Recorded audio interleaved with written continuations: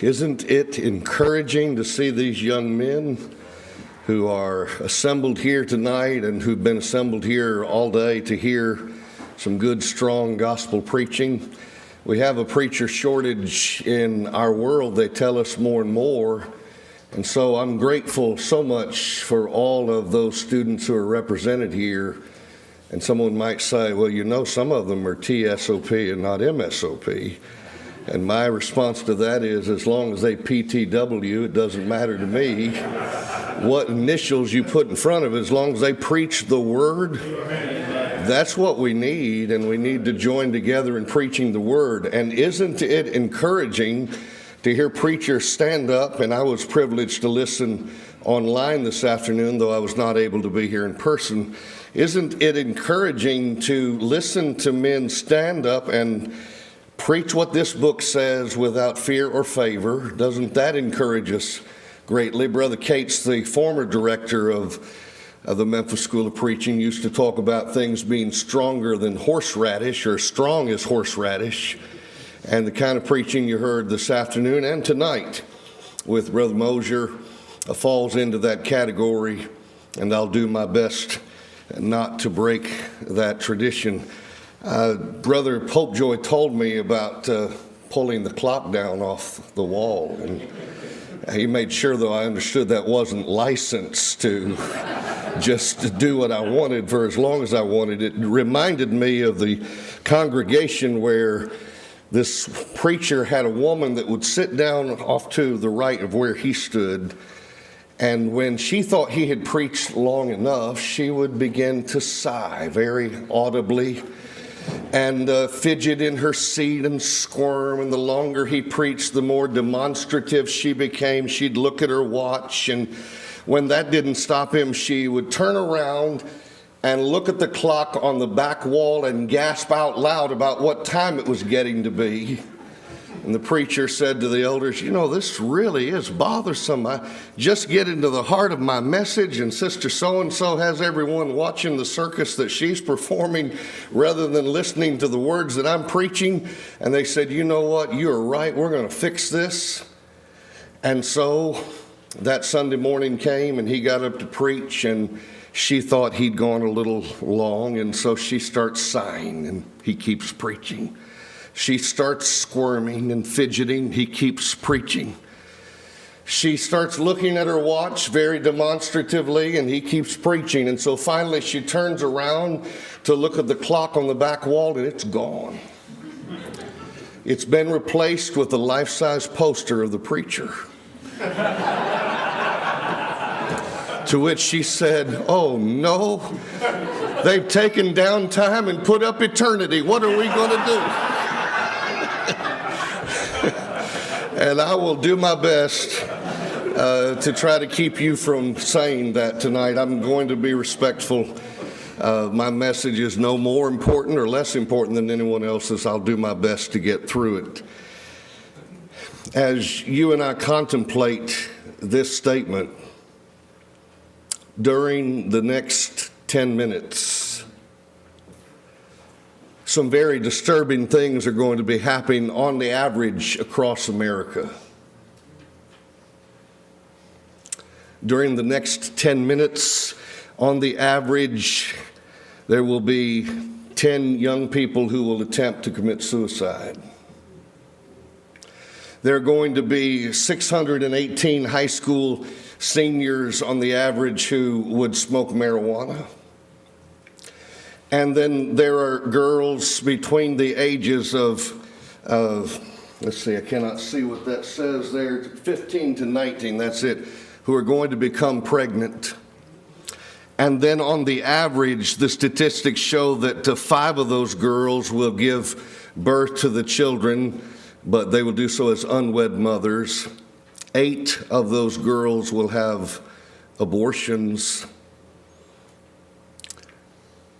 And when you compare and see the way things used to be versus the way things are now and the way they were becoming over a span of decades, you can't help but gasp out loud at some of the changes that you and I see. There was a study done in the 1940s. There was a survey done, in which they wanted to see what the top 7 problems in the school were in the 1940s. And here's your list: talking in class, chewing gum, making noise, running in the halls, cutting in line, dress code violations, and littering. And I'm not suggesting that those don't pose educational barriers. Surely there's some issues there for sure. But compare that list to the one from the 1990s, 50 years later. And this is what was listed. Rather than focusing on the gum chewers, it was about those who were taking drugs. Alcohol belongs in the first category. It is a drug. Pregnancy, suicide, rape, robbery, and assault. We've come a long way, baby, for sure, and it's not in a good direction. And that was in the 1990s. Would you agree with me that things have continually spiraled downward, morally speaking, even since then? We're facing a real problem. These are drugs that are not unknown to young people. In fact, when I did some teaching at a Christian camp a few summers ago, we talked about some of these drugs and whether they were familiar with them being used by anyone in their peer group. And there's not a drug listed on this screen that was not unknown to them. That was not known to them. They knew about all of them. And they knew either someone in their their peer group or someone that had been at a school who had died from taking some of these drugs that are listed on the screen. 1 out of every 3 teenagers has used an illicit drug within the last 30 days. And 1 out of every 20 high school seniors smokes marijuana every day. And then when you think about alcohol, and they're not old enough to drink alcohol. Well, theoretically, that's true. But they find a way to get it so many times. About 1 in 20 seniors drinks alcohol, did you notice, daily. And approximately 92% of all high school seniors have at some point during their high school years used alcohol. And 66% have used it in the last month, 86% in the last year. And on and on and on and on we could go with these issues. And so where do we turn for help? Now, don't get me wrong, the books and books like the books that are depicted on the screen may have some good information in them. I can promise you this: any good book on parenting that does have good information in it got it first in principle from here. It didn't start in the uninspired mind of man to become effective. It was something God already set forth as a principle, and man simply is passing it on. I do want you to know that though I have, like many preachers here tonight, a bookshelf full of books on parenting and things of that nature, and I think some of them can be helpful in outlining what the Bible teaches on this subject. This book, for example, will be a tremendous aid and assistance to those who want to study this subject. But I do want to make this observation: if every one of these books on the screen and every book like them were to burn up tonight, and 24 hours from now the only thing we had in the world was this, we'd still be all right in knowing how to provide hope for the home. We'd know exactly what needed to be done, and we can go to this book right here and we can find hope for the home. The church is all about feeding the flock. The elders are commanded to do so in Acts 20 and verse 28. That's been brought out in the excellent message last hour and the ones even before it. And so, yes, this is what we need right here. Here is the hope for the home for sure. Now, I want to give 4 things from this book that we need to be doing as parents. And I want to suggest to you that we have a responsibility as parents for sure, and we must not abdicate our responsibility. Children, do you have a responsibility to receive the message given to you by your parents and to hold fast to it? Do you have a responsibility? Proverbs chapter 4 speaks loud and clear and says, absolutely you do. Parents must do their job, but children as free moral agents must, like Adam and Eve, hear the instruction given by their father and then follow it and never divert from it. You're being given perhaps good instruction by your mom or your dad, your grandparents. Don't deviate from that. Don't ever divert from that path of righteousness. Follow it all the days of your life. Educate. This is the principle of Deuteronomy chapter 6. Now, you know this, you've seen it, but I want to take a moment to look at it again with you here tonight, because this is absolutely critical. We cannot assume as parents that, our children, they need to know the Bible. They'll get all they need to know from the Bible school program. Certainly they'll get some extra help, but where does it start? The responsibility to educate our children does not start on Sunday morning in the Sunday morning Bible school program. It starts in the home. It ought to be supplemented by the Bible school program, but it starts in the home. And these words which I command thee this day, notice, first of all, as Brother Dendy was pointing out at one of the classes the students have had this week, there's an ownership here. It has to be in your own heart. Parents cannot transmit to their children what they do not first possess themselves. They have to pass it on, and so first you make sure it's in your heart, and then once you have gotten that information in your mind, now you transmit it. You teach it, and you teach it, notice the word, diligently. This isn't hit or miss. It's not every other month you remember to tell them something spiritual. This is a concept that goes along with the idea of just talking when you're sitting in the house, when you're walking by the way, when you get ready to go to bed at night, you lie down, when you get up in the morning. These are things that are absolutely crucial to your child's development and mine. Thou shalt bind them. It's so important. Make sure you don't forget it. Bind them for a sign upon your hand. You ever see someone write something on their hand? Why do they do it? Because this is so important. I don't want to forget it. He says, frontlets between thine eyes, front and center. It's right there. And the original Post-it notes didn't come on stickies. Thou shalt write them upon the posts of thy house and on thy gates. Deuteronomy chapter 6, 6 through 9. So you make sure you don't forget this. Now, have you ever heard the preacher say something that you heard him say recently and think, I don't think he knows that he's repeating himself. He may very well know that he's repeating himself, because the passage that's on your screen now is going to look very familiar. This is only 5 chapters later in the same book of Deuteronomy. Ye shall teach them your children, speaking of them when you're sitting in your house. And he says also, when you're walking by the way, when you lie down, when you sound familiar. Thou shalt, why would he preach the same material so soon after he's already preached it? Moses is preaching a series of farewell sermons in the book of Deuteronomy. Moses, do you know you preached this before? Yes.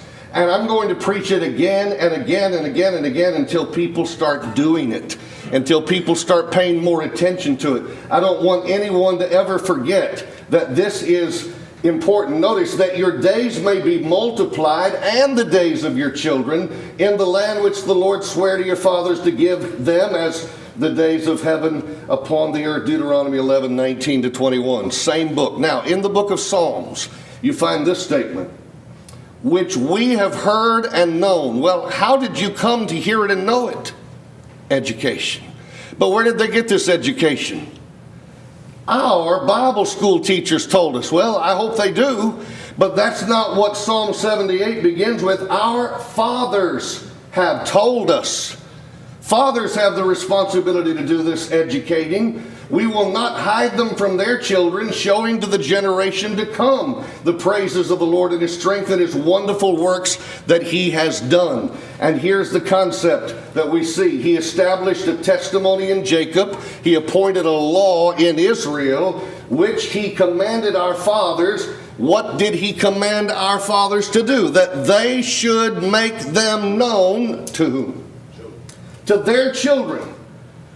I can't raise your children, you can't raise mine, but I have an obligation to make sure my children know the Word of God, that I pass it on, that the generation to come might know them.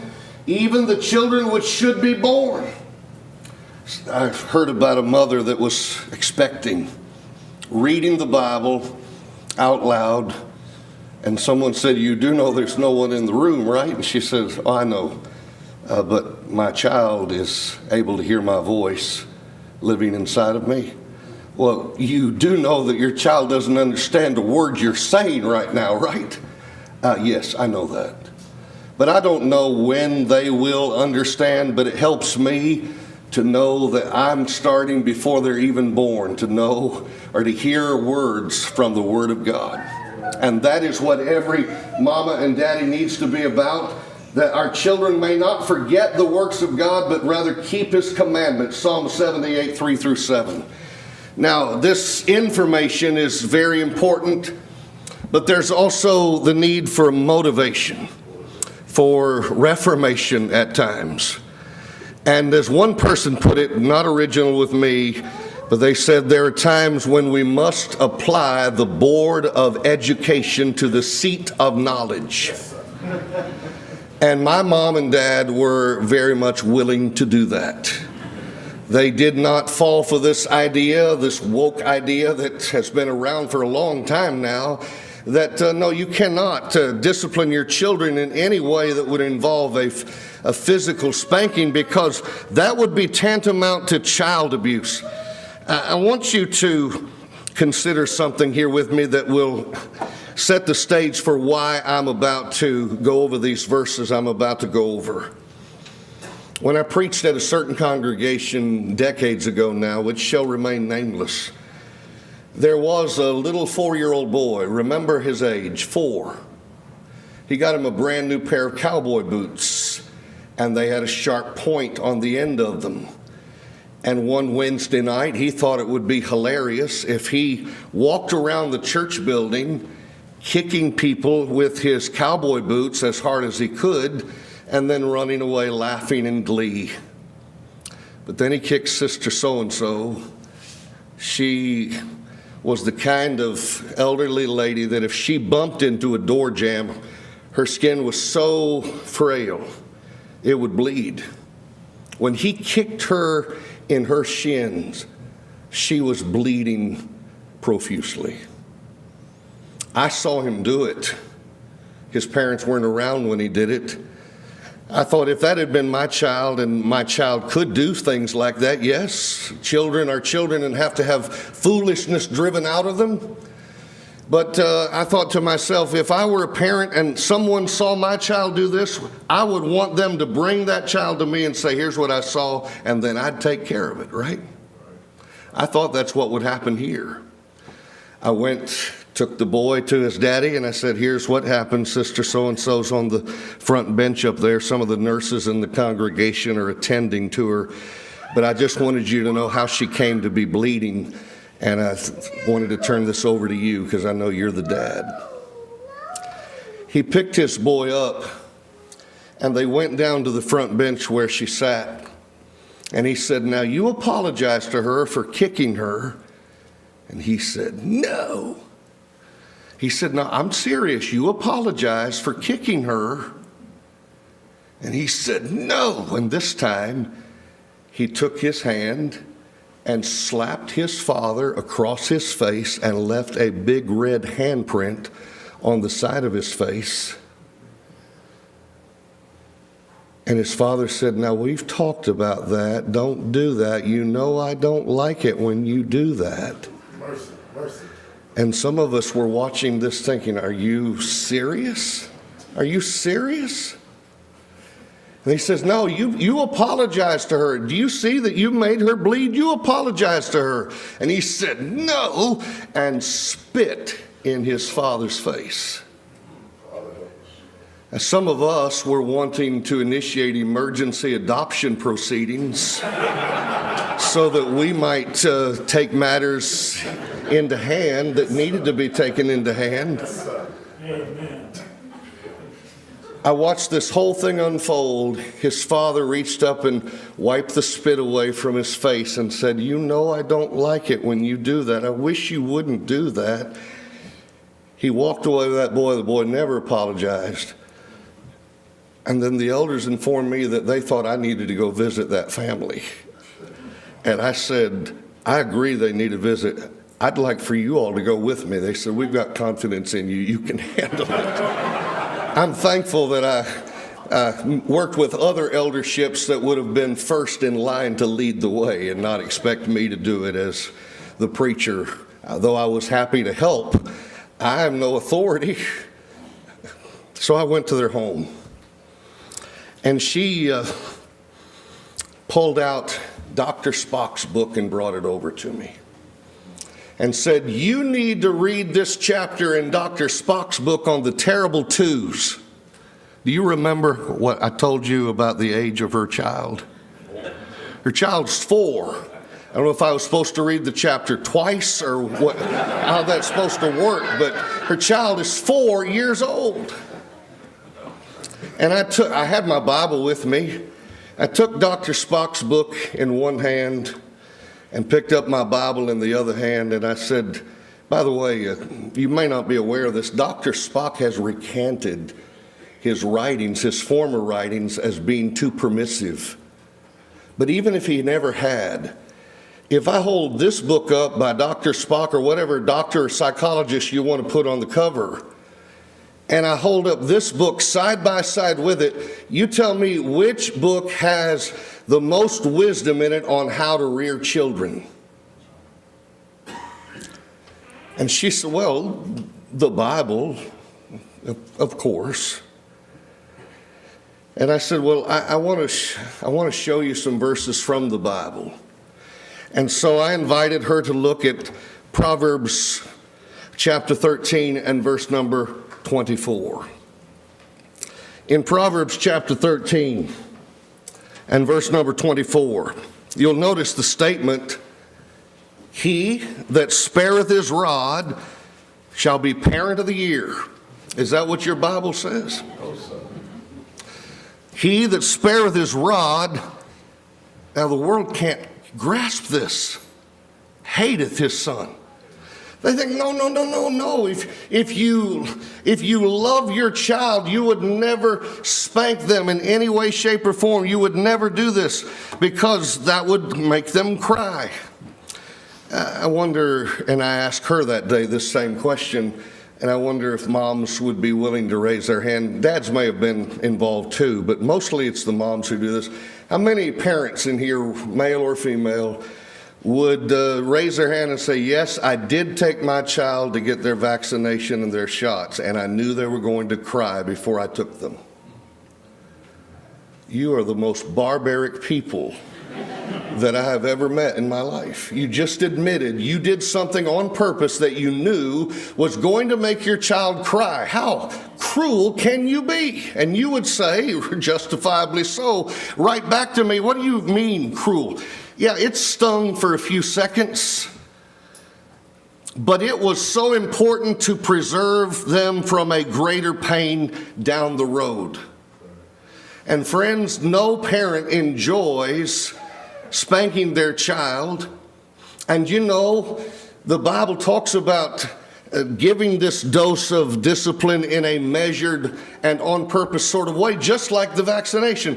Does the doctor come in the room wildly swinging the needle in all different directions and jab? No, he very calmly picks out a spot and injects the dose. You and I as parents can very calmly pick out a spot and inject the dose. Now, I will tell you, this right here, I think I can make this right here. That's Michael, our son Michael. After he got a spanking as a little boy from his mama. Well, you mean mamas can spank too? Yeah.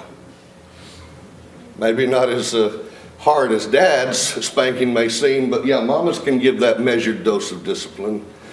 I don't know if you can see from where you're sitting his breeches. These were his church clothes that had grass stains all over the back of them. At the South Haven building, there was a hill there that these young people would love to go out and slide down after services.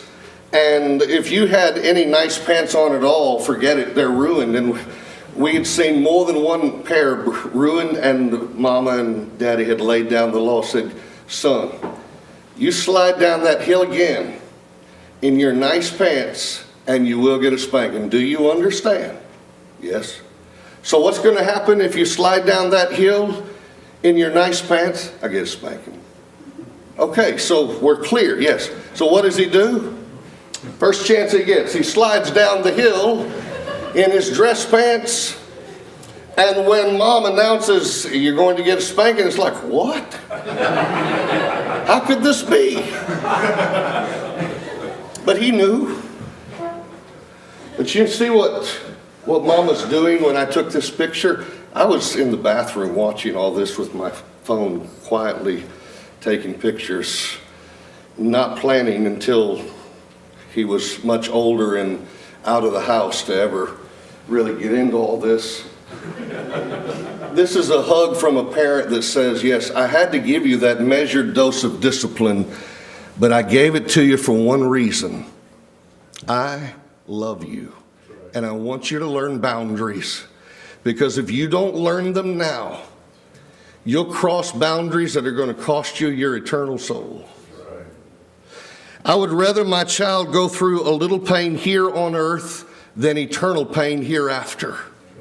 And that is so very important to keep in mind. If you love your child, in Proverbs 13:24, you chasten them, the King James says, betimes. It means early on. Someone came into a sculptor's workshop and noticed two sculptures of a head. And in one of the sculptures, the eyes and the nose and the mouth and the ears, everything was so sharp and distinct and easily distinguished from the other parts. But there was a mold right next to it that was all marred and not nearly as sharp and distinct. And someone said, it's obvious these were made from the same mold. Why did one turn out so sharp and distinct and the other one so blurry? And the sculptor explained, because I waited too long to try to stamp the impression on this one. It had cooled too much before I tried to stamp the impression. So tell me, is it important early on to let our children know boundaries very early? Absolutely it is. And this is so important. Our children, even in their youth, can be taught boundaries. When we lived at South Haven, we got a babysitter one night to watch our child. And when we got home, we found that Michelangelo had visited our house, specifically down the walls in the hallway. There was magic marker drawing all up and down on the sheetrock. And I'm thinking, children can only be as good as they're taught. Let's give I was really angry, but I thought, give them the benefit of the doubt and make this an education. Come here. I said, try to rub that off the wall there. Take a wet wash rag and try to rub that off the wall. And so he's trying it as best as he can at his little toddler age. And I said, you see, that won't come off easily, will it? No.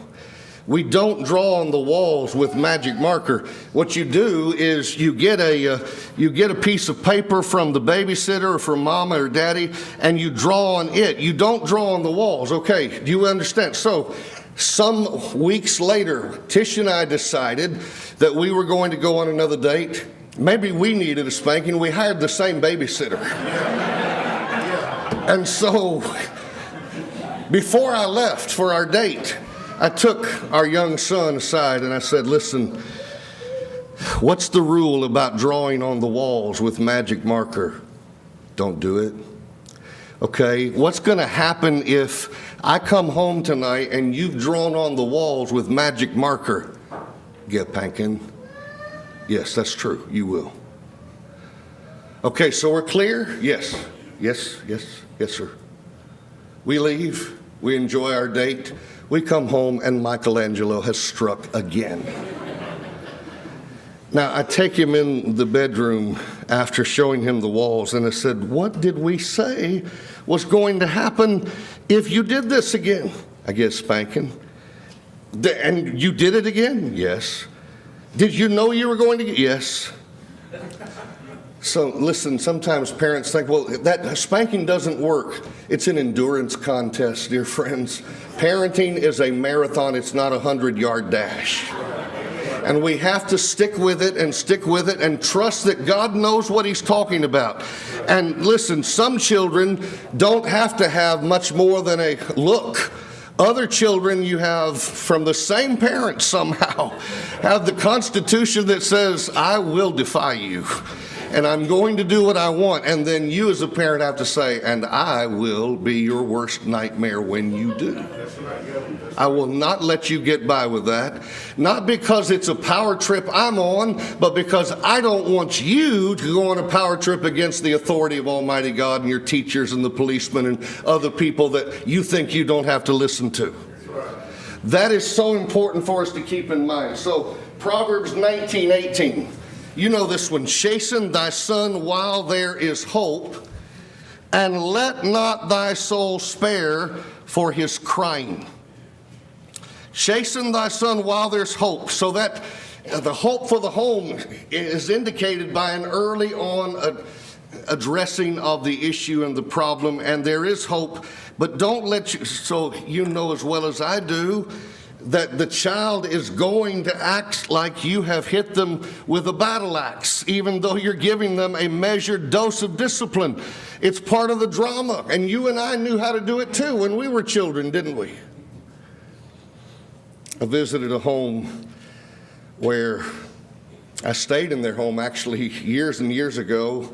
They had a charming 3 or 4-year-old boy, and every night at bedtime, it was very interesting to watch the proceedings.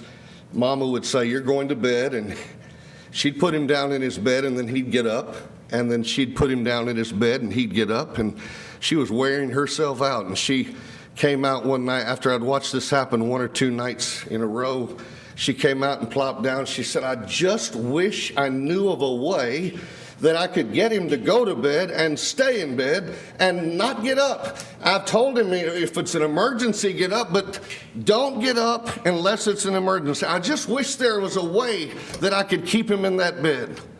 And this is where you're thinking, should I or shouldn't I? Should I or shouldn't I? Should I say what I'm thinking or not say what I'm thinking? I decided to venture it. We were friends, and I said, I know of a way. She said, are you serious? What, did you see it on 2020 or what? I said, no. I said, in Proverbs 22, there's a statement that is made which says in verse 15, foolishness is bound in the heart of a child, but the rod of correction shall drive it far from him. So I said, stay with me on this. You tell him that tomorrow night when you put him down that, look, if he's really sick or there's an emergency or has to go to the bathroom, really does have to go, that he can get up, but otherwise he stays in the bed. And if he gets up without following your rules, that there will be a consequence. And that consequence will be a swat on his backside. She said, okay. So the next night she puts him down, and he's not down long until he's out there. And she says, what did I tell you? And she gave him the most half-hearted swat on the backside I've ever seen through his diaper or night garment that he was wearing. He fell on the floor and started convulsing like he had been hit, with some kind of hammer. And it was all drama. It was obvious that it was. And she said, see, this doesn't work. This doesn't work. I said, you got to do it again. Long story short, on the 3rd or 4th night that this happened, she put him down, and she had been giving him a swat when he'd get up, and she put him down, and this time he didn't come out. And she looked at me and she said, I think he's dead. I said, no, he's not. He's not dead. Yeah, I think he is. Why does he not come out? I said, he's starting to get it. I said, go check on him. She got up and she went in and she peeked in.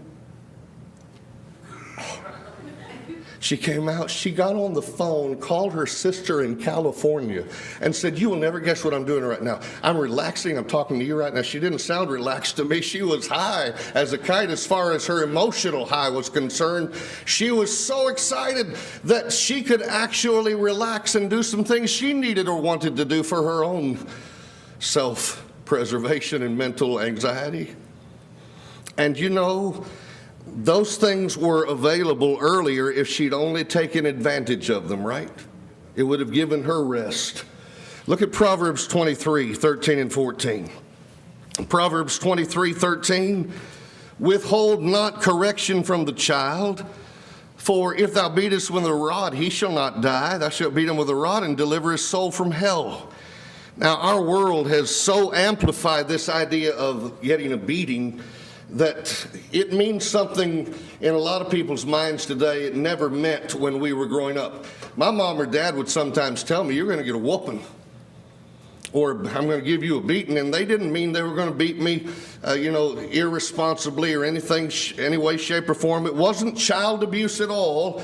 It was a measured dose of discipline that certainly had an impact on me, because look at the statement that is made here. It says, he won't die. This isn't some kind of physical abuse. This is done with purpose, and it's done with loving affection thereafter, because look at this statement. It's not just the rod. Some parents make the mistake of thinking the rod only without any verbal explanation or encouragement or reaffirmation of love is enough. No, that makes you look like a tyrant. Proverbs 29 and verse number 15. Says this, the rod and reproof give wisdom. Now tell me, what is it that gives wisdom? Is it the rod? Yes. Is it the rod only? The rod and reproof. Tell me, what gives wisdom? Is it reproof? Yes. But is it reproof only? It's the rod and reproof. Now, you may have a child, the reproof's all they need. You may have another child, you know it's never going to end with reproof in their early years, until you finally get them the memo that they need. And you know, you think children don't listen to the explanation, but they really, really do. One more illustration before we move on to show you how this works. And it taught me something. We were 6-7 hours away from home at a speaking appointment. My son had done something that I told him, son, you have been warned, and I'm telling you now, if you do that again, I'm going to have to spank you. So he knew, and he does it 6-7 hours away, and I tell him, okay, when we get home, we're going to have to take care of this just as I promised. Of course, after driving all the way there and then speaking and then driving all the way back 6 or 7 hours, I remembered as we pulled into the driveway what I'd promised, but I was not feeling very energetic, especially on that night. And so I called him into the bedroom and I gave him what I would describe as a half-hearted spanking. There wasn't a whole lot to it. And I started to turn around to get ready to hug him, and he looked up at me, and with absolute sincerity, here's what he said. He's probably 7. Are you trying to teach me that my behavior is acceptable? I said, what?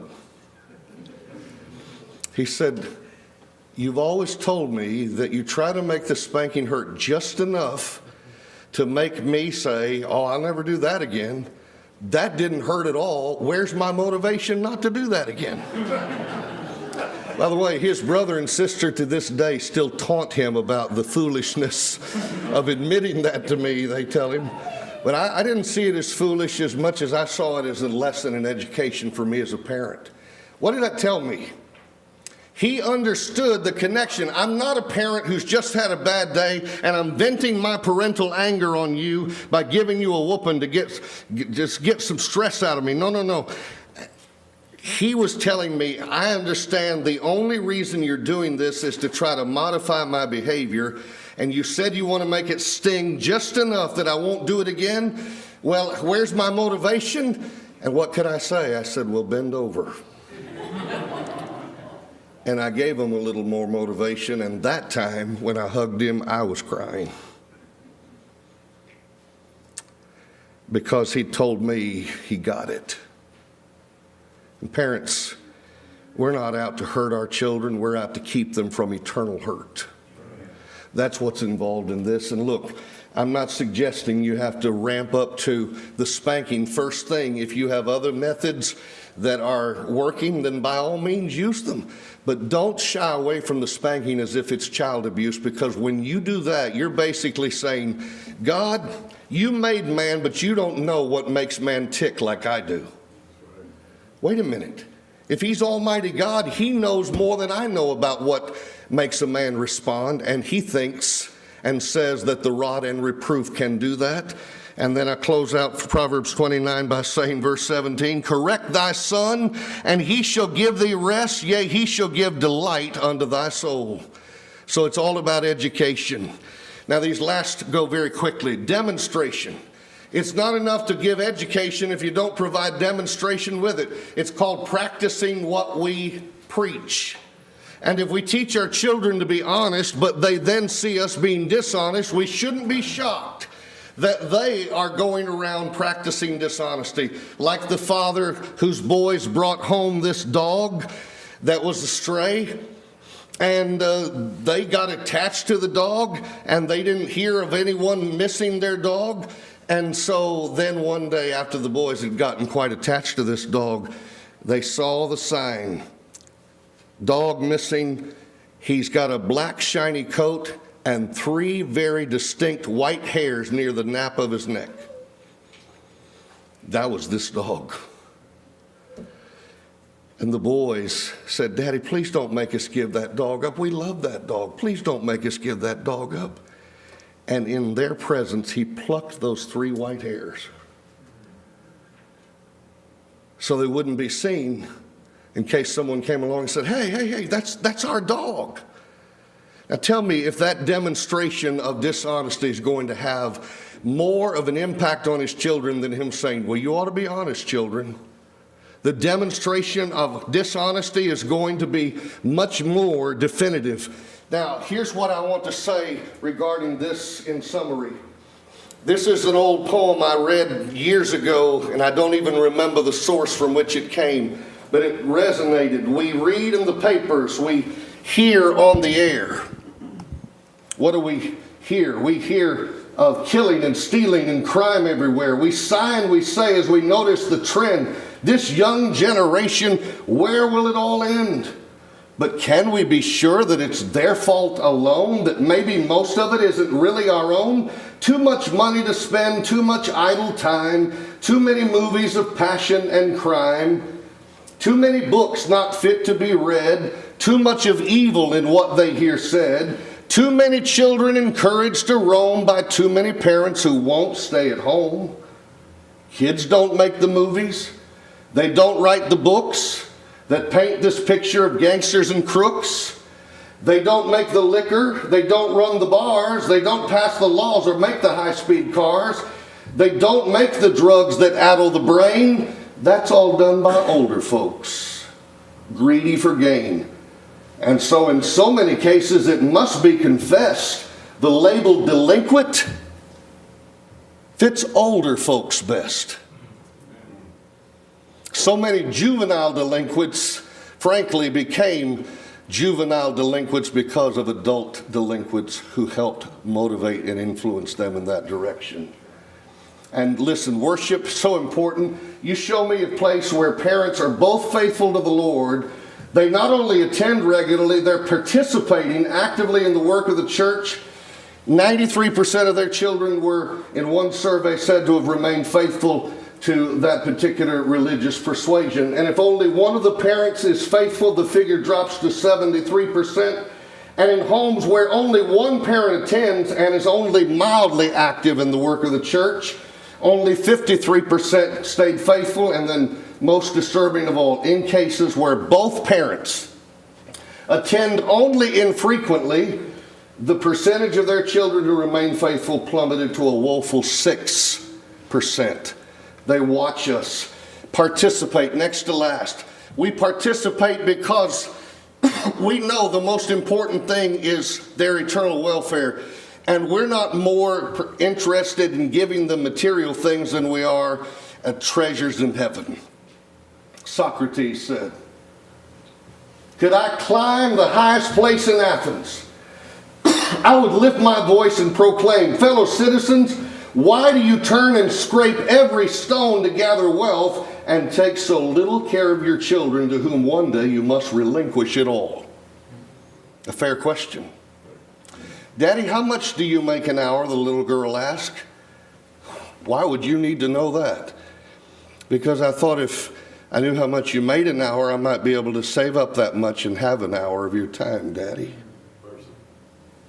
Ouch. Participate. Someone said the mamas know the exact birth weight of the child, their length. The father is vaguely aware that some short people are living in the house. Sadly, there are times when that's more true than some of us daddies would perhaps care to admit. We've got to take time out. Take a moment to listen today to what your children are trying to say. Listen today, whatever you do, or they won't be there to listen to you. You need to listen to their problems. Listen for their needs. Praise their smallest triumphs and praise their smallest deeds. Tolerate their chatter. Amplify their laughter. Find out what's the matter and find out what they're after. But tell them that you love them every single night. And though you scold them, be sure you hold them and tell them everything's all right. Tomorrow's looking bright. Take a moment to listen today to what your children are trying to say. Listen today, whatever you do, and they will come back to listen to you. Participate in the lives of your children, and then finally supplicate. Brother Robert R. Taylor Jr.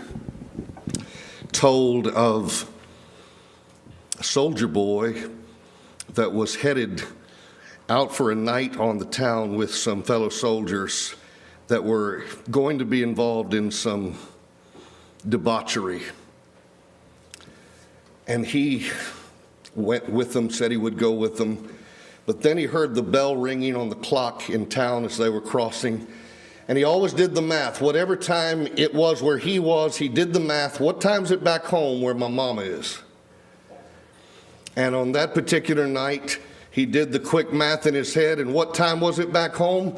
He said, "I know where my mama is right now. She's at Wednesday night prayer meeting. And I know what she's praying right now. She's praying the same thing that I heard her and Daddy pray when I was growing up as a child, and that I would be wise enough to choose my companions carefully, and that I would follow after God and not after men." And he was so encouraged by the remembrance of his mother praying for him. He said, "Fellas, you go on. I'm headed back." Supplication. That's an important part of this. Now, as I close, I had a dog once. Often sat down beside my dog and I petted it, trained it to chase a stick, even took it with me hunting and fishing. I love that old dog. I had a car once. Oh yeah, it was a good old car. I took care of it, always sure it had the proper fuel and oil and other necessities. It took me a lot of places. I love that old car. I had a set of golf clubs. Oh yes, we spent many happy hours together. I always took care of those clubs, cleaning them, scrubbing them after every round. I love those old clubs.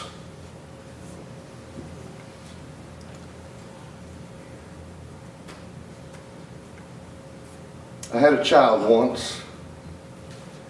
Very seldom did I sit down to talk and pray with the child and play with the child. I didn't see that he was fed the correct amount of spiritual food either, and after his daily rounds, I seldom asked him how his day went, as I was too busy complaining and griping about mine.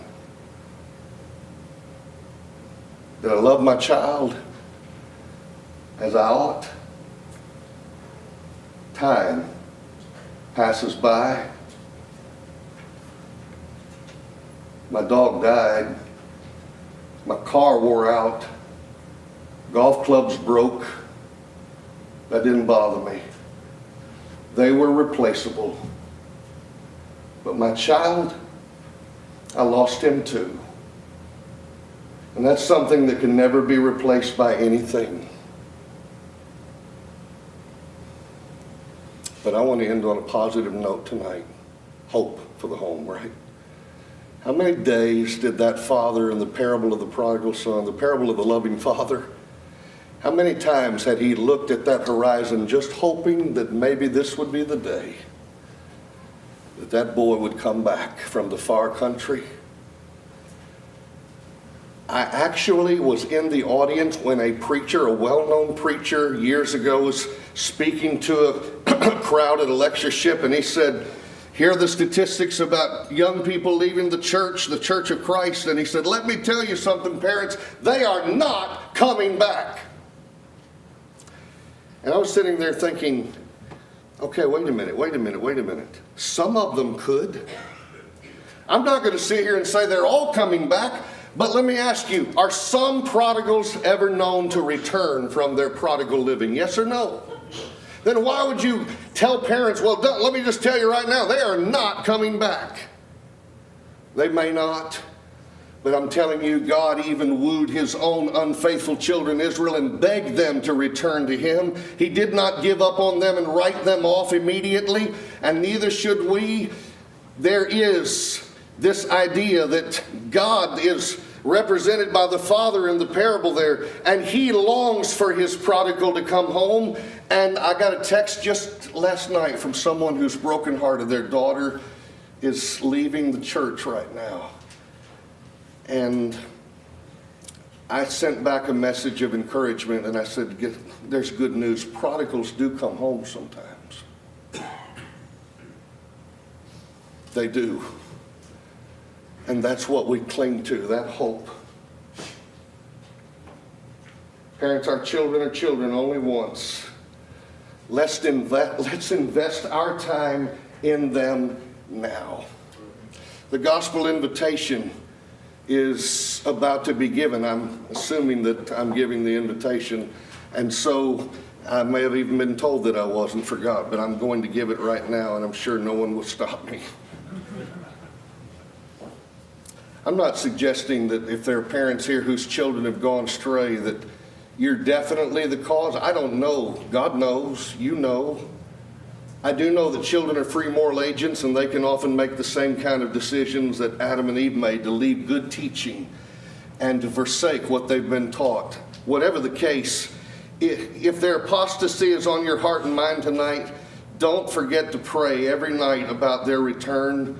And if you feel like there's a need for you to make some sort of restitution, then we're certainly here able to pray with you and for you. Maybe you're not a member of the family of God tonight. We'd love to see you come one by hearing, believing, repenting, confessing, and being baptized for the remission of sins, as the book of Acts teaches over and over again one must do. And if you've wandered away, walked away deliberately like the prodigal, you know the far country has nothing to give.